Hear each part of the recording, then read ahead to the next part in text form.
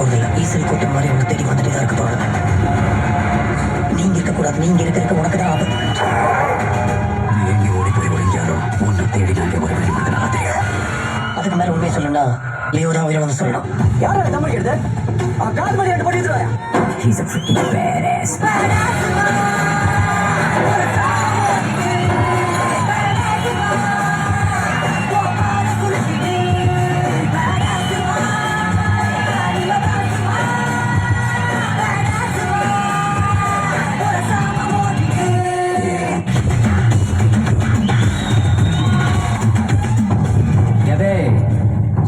என்ன மயிறு பிரச்சனை இருந்தாலும் வண்டியை நிறுத்திட்டு எதுக்கிட்ட பேசுறீங்க? அத்தனை டன் சரக்கு நிறுத்தி வச்சுக்கிட்டு என்னமோ கூட்டத்தை பஞ்சாயத்து பண்ணிட்டு இருக்கிறேன்.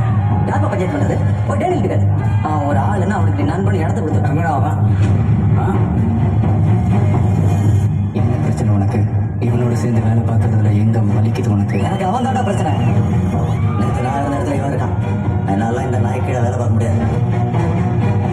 என்ன பண்ண சொல்றேன்? எனக்கு அவன் வண்டியில் வரக்கூடாது. அவ்வளோதான். வந்தா சரக்கு டிஸ்போஸ் ஆகாது.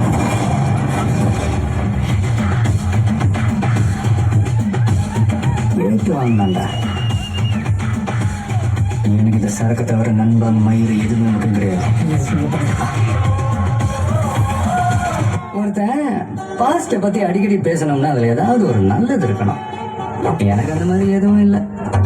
என்னோட பாஸ்ட்ல நான் தெரிஞ்சோ தெரியாமலோ நிறைய தப்பு பண்ணியிருக்கேன்.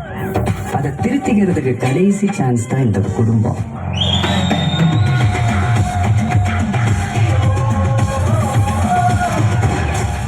Rest in peace.